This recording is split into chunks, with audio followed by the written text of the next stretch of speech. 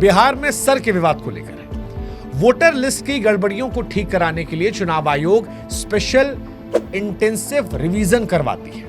अब इसको लेकर भी इस बार बवाल मचा पड़ा है। बिहार चुनावों से पहले विपक्ष ने आरोप लगाया है कि सारा गड़बड़ झाला जो है वो इसी में है और इसी के सहारे बीजेपी जीतना आती है। इसमें पुरानी लिस्ट की बजाय नई लिस्ट बनाई जाती है, लेकिन बिहार में इस पर विवाद है।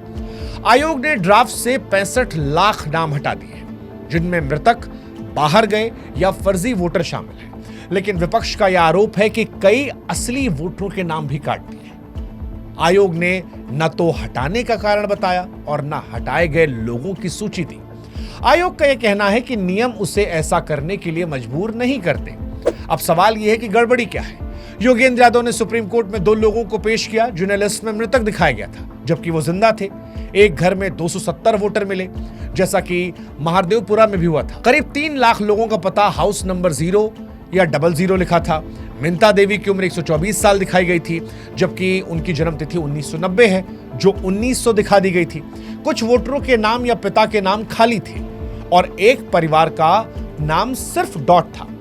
अब चुनाव आयोग से जब इस पर सवाल पूछा गया तो उनका यह कहना था कि लोग फॉर्म में पूरा पता नहीं भरते और सिस्टम जो है वो ऑटोमेटिकली 0 दर्ज कर लेता है।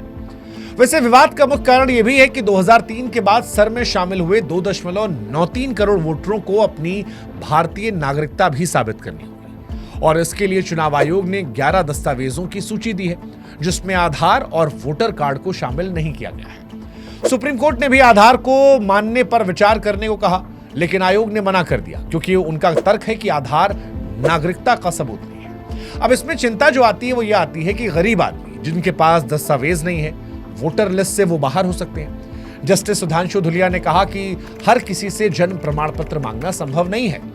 इंडियन एक्सप्रेस अखबार ने इसको लेकर लिखा कि सर जरूरी है, लेकिन जल्दबाजी में लागू करना गलत है। पूर्व मुख्य चुनाव आयुक्त ओपी रावत ने यह चेतावनी दी कि इससे अव्यवस्था फैल सकती है। जिनका नाम कटेगा उनके पास अपील का समय कम होगा। ऐसे में वो वोट देने से वंचित रह सकते हैं, जो चुनाव पर असर डाल सकता है। हालांकि विवाद पहली बार नहीं है। आप याद कीजिए 2025 के दिल्ली विधानसभा चुनाव में अरविंद केजरीवाल की तरफ से आरोप लगाया गया था कि बीजेपी ने शहादरा में 11,018 और जनकपुरी में 4,874 वोट कटवाए थे, जो आम आदमी पार्टी के समर्थक थे। 2024 में नितिन गडकरी ने भी दावा किया था कि नागपुर में 3.5 लाख समर्थकों के वोट काटे गए थे। हालांकि चाहे अरविंद केजरीवाल के आरोप हो या नितिन गडकरी के आरोप, ये कभी साबित नहीं हो पाए। चुनाव आयोग से जब इस पर सवाल पूछा जाता है तो चुनाव आयोग कहता है कि सर का मकसद वोटर लिस्ट को साफ करना है। 2003 में बिहार में सर 2 साल में पूरा हुआ था, लेकिन इस बार केवल 3 महीने में खत्म किया जा रहा है। आयोग का यह कहना है कि वो हर बूथ पर जाकर जांच कर रहा है, लेकिन विपक्ष बार बार ये कह रहा है कि कई जगह ब्लॉक लेवल अधिकारी बिना जांच के फॉर्म भर रहे हैं। आयोग ये भी कह रहा है कि वोटरों को उनके नाम हटने की सूचना दी जाती है और उनके पास अपील का भी पूरा मौका होता है। अब सवाल यह है कि ये तो दावे हैं, तथ्य क्या कहते हैं। देखिए, कुछ गड़बड़ियां तो तकनीकी हैं, जैसे गलत जन्मतिथि या अधूरे पते, लेकिन इतनी बड़ी संख्या में नाम हटाना और बिना कारण बताए सूची ना देना, ये भाई साहब जरूर सवाल खड़े करता है। वहीं दूसरी ओर चुनाव आयोग का यह कहना है कि वो नियमों के तहत काम कर रहा है, विपक्ष को जांच में सहयोग करना चाहिए, ये उनकी तरफ से कहा गया है।